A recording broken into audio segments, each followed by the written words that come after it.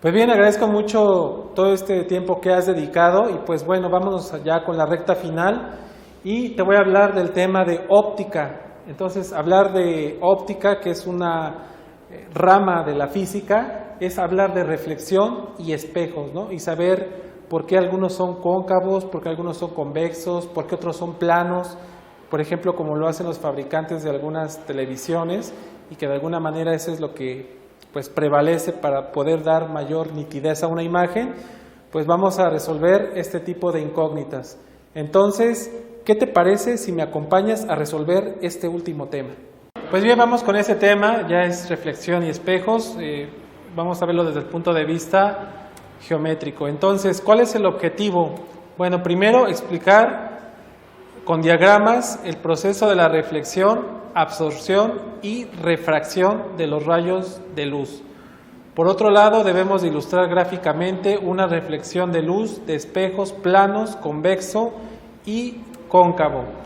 También definir e ilustrar su interpretación real, virtual, derecha, invertida, alargada, etc.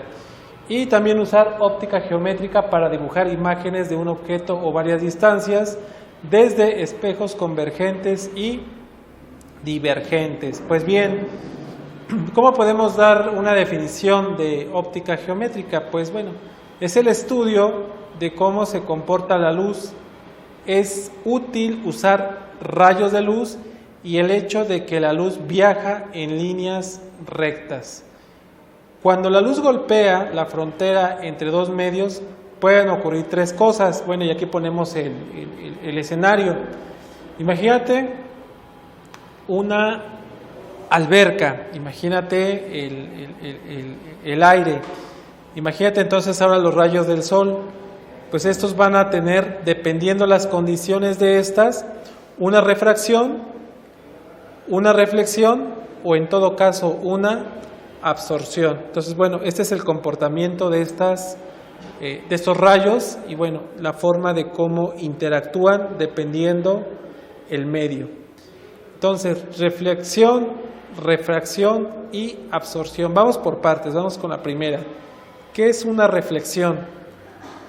Bueno, tenemos la interacción entre el aire y el agua. Entonces es un rayo desde el aire, golpea el agua y regresa al aire. Es en el momento que se está reflejando. Por eso luego en muchos de los, por ejemplo, nuestros anteojos tienen precisamente un antirreflejante porque, bueno, vuelve a regresar el rayo de luz, básicamente. ¿Qué más encontramos? Otro concepto básico que debemos también introducir, pues es la refracción. Si te das cuenta, esta prácticamente se va hacia el fondo de la alberca, ¿no? Como lo mostramos aquí en este pequeño gráfico. Ahora vamos a ver qué sucede con la absorción. ¿Te das cuenta? No se refleja, tampoco se absorbe, tampoco se refracta, entonces se absorbe.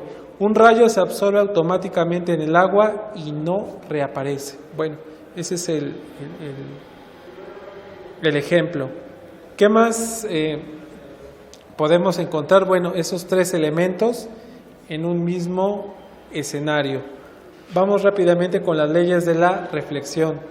El ángulo de incidencia, que es el ángulo teta, así es como se le llama, es igual al ángulo de reflexión teta, es decir, es la interacción que existe entre el medio elástico y un medio líquido, ¿no? Entonces, ese proceso de reflexión se lleva a cabo por medio de una normal, que es, bueno, la línea que trazamos, como lo vimos en la segunda ley de Newton, ¿no? Cuando poníamos la polea y tenía una normal, pues lo mismo se da bajo este concepto porque estamos hablando de un estudio que es estrictamente geométrico. Entonces, para que podamos incorporar ángulos, necesariamente necesitamos mencionar pues la formación de algún triángulo. ¿Eso qué significa? Que todos los ángulos de los rayos se miden con respecto a la normal. Por eso la importancia de la línea roja y la N que representa la normal, que si te das cuenta, cruza por el observador en cero, que en el plano cartesiano pues es el número neutro, que es el número 0. Ahora, vamos con el planteamiento número 2. Un rayo incidente, el rayo reflejado y la normal n están todos en el mismo plano. Y por último, los rayos son completamente reversibles, ¿no? Como en este caso. O sea, desde el ángulo, desde la perspectiva que se ponga, siempre se va a tener el proceso reversible, ¿no? Entonces te das cuenta, no importa la posición. Vamos a ver cuáles son las características de un espejo plano. Bueno, pues una superficie enormemente pulida que forma imágenes al reflejar la luz uniformemente. Este concepto te lo voy a encargar mucho porque posiblemente lo puedas encontrar como pregunta de examen en el proceso de certificación que estás llevando, ¿no? Anota muy bien este concepto. ¿Qué más encontramos? Como nota adicional, las imágenes parecen ser equidistantes detrás del espejo y derecha y al mismo tiempo del lado de la izquierda, pero resulta que están invertidas. ¿En algún momento te has preguntado por qué sucede esto? Bueno, vamos a ver. Para ello necesitamos ver cuál es la distancia al objeto.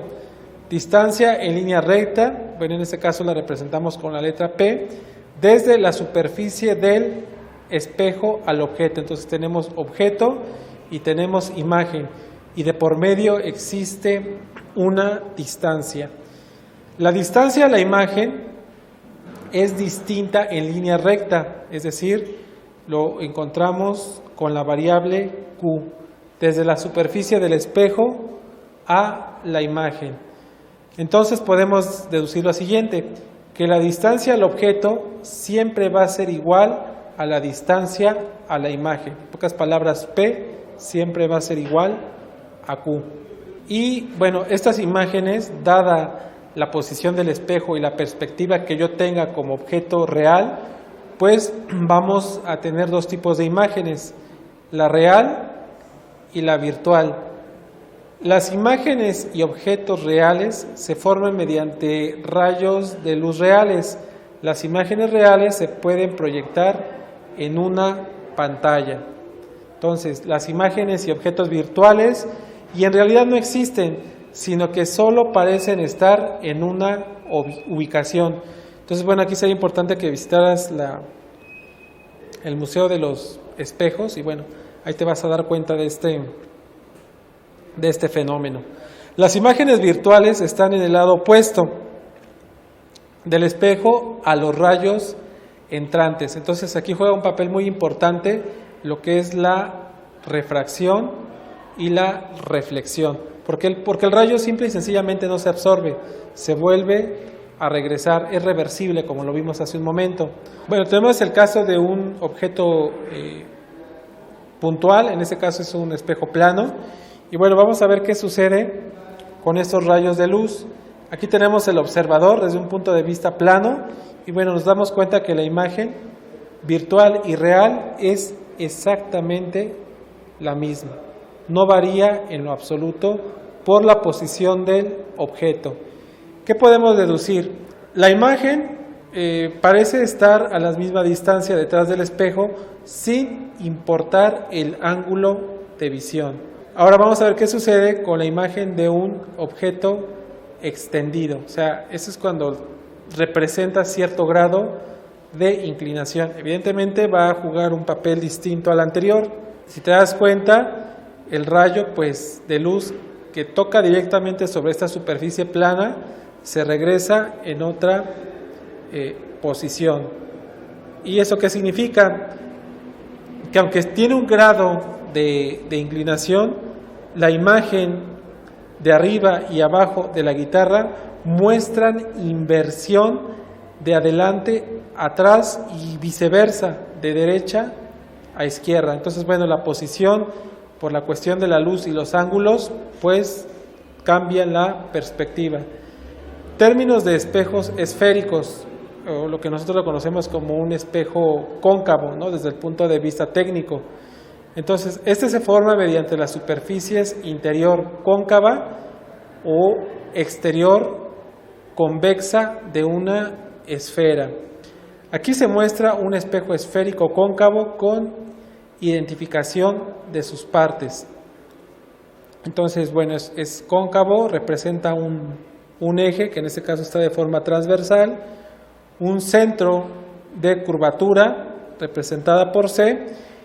Entonces, bueno, esa es la forma y la manifestación de un centro de curvatura C, cuando, bueno, se representa un radio de cobertura R y un vértice, bueno, ubicado con la letra V. Recordamos que un vértice, lo vimos en geometría, pues es prácticamente la intersección entre dos líneas. Entonces, el choque de estas dos líneas nos dan como resultado un vértice, y justo en este vértice voy a tener un ángulo relacionado, como se muestra en el eje y la abertura lineal, ¿no? Bueno, ahí lo representamos con esta línea. Y bueno, esto evidentemente va a tener una distancia focal en un espejo. Entonces vamos a ver cuál es el comportamiento de un rayo paralelo o incidente, donde de acuerdo al ángulo puede tener una refracción en un comportamiento totalmente focal.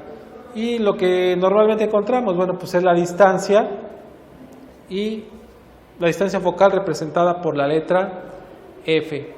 ¿Esto qué significa? La intersección, o le podríamos llamar la secante, que es donde chocan estas dos líneas, le vamos a dar el nombre de punto focal. Entonces nos dice que prácticamente los ángulos son iguales, y esto se encuentra o se debe básicamente a que la distancia focal está a medio camino entre el vértice y la curvatura. Entonces por eso es que se lleva a cabo este proceso. Entonces de aquí podemos definir la siguiente fórmula, que F, que es la distancia focal, es igual a R, que en este caso es la mitad de la distancia, y se explica porque ese es el comportamiento en función de los dos ángulos, ¿no?, que están precisamente en el punto medio. Y la distancia focal F es igual a la mitad del radio. El foco de un espejo cóncavo, bueno, el punto focal F para un espejo cóncavo es el punto en el que convergen todos los rayos de luz. Vamos a ver.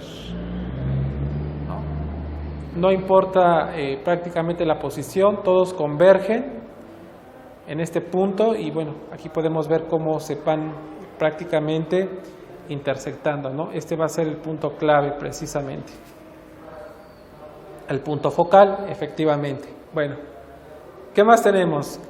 Para objetos ubicados en el infinito, la imagen real aparece en el punto focal, pues los rayos de luz son casi paralelos, esa palabra es muy importante. Bueno, entonces presentamos esta pequeña fórmula en donde nos dice que el punto focal es la mitad de la distancia.